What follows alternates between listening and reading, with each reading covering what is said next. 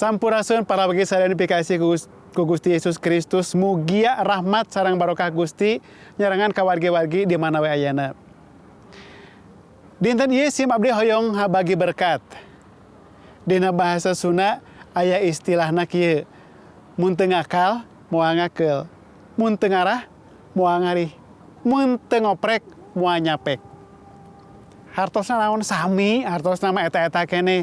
Upami urangna henteu didamel, urangna henteu nyiar kipayah, urangna henteu usaha, rezeki moal datang ti langit. Upami teu aya rezeki, dapur tangtos moal ngebul.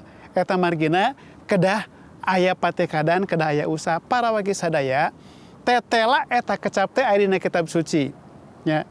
2 Tesalonika 3 ayat anu ka-10 nyebatkeun, jelema anu mung digawe ulah dahar. Tong dibere dahar. Sami tangtosna hartosna sanes sami pisan. Tah, para wargi dipikasih ku Gusti Yesus Kristus. Naon margina Paulus nyarios kitu kumargi Rasul Paulus ningal aya jami-jami anu hirupna henteu tartib, henteu disiplin, resepna ngan ukur ngarerecok barang batur, pagawean batur, ngaririweuh jeung sajabina. Henteu ningal henteu ngalakukeun tanggal walerna. Hayu urang diajar tina pangari ka Gusti ieu. Kahiji, nomor hiji urang berarti kedah rajin, kedah getol.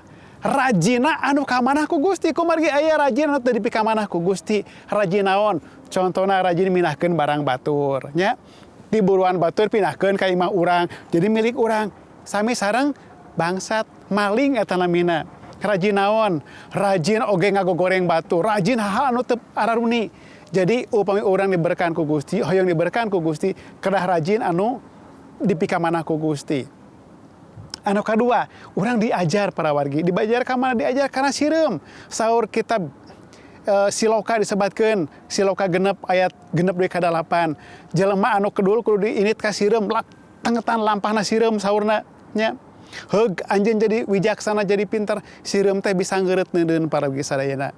Jabe tira rajina sanajan teu boga pamimpin, tapi ku kagetolanana dina usum pacaklik teu boleh hirup. Sajabe ti kitu bisa ngeureuteunan, bisa nyengcelengan, henteu gaduh rezeki ayeuna seep ayeuna. Salajengna naon para wargi sadaya. Sajabe ti diajar ka sireum, urang diajar ka tokoh-tokoh kitab suci. Salah sawios tokoh anu getol kana didamel kanggo nyiar kipayah, Yakub. Nabi Yakub diberkahan ku Gusti, sanes wae kumargi turunanana sanes, tapi kumargi tekadna, kumargi nyiar kipayahna 10 kali dibobodo, ditipu ku mertuana, ku mitohana.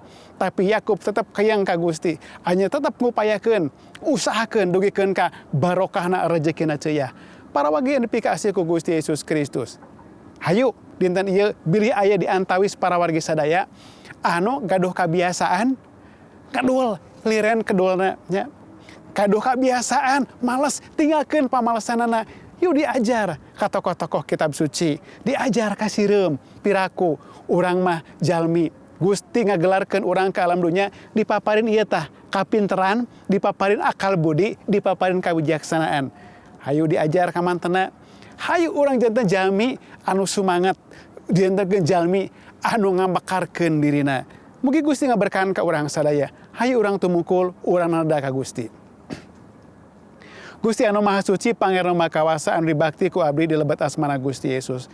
Nada siapunten Gusti Pangeran upami abi-abi sadaya janten jami-jami anu pangedulan, jalmi anu males, jalmi anu hoream, jalmi anu teu kersa ngalakukeun itu sinarang ieu jisim abdi nada ka Gusti.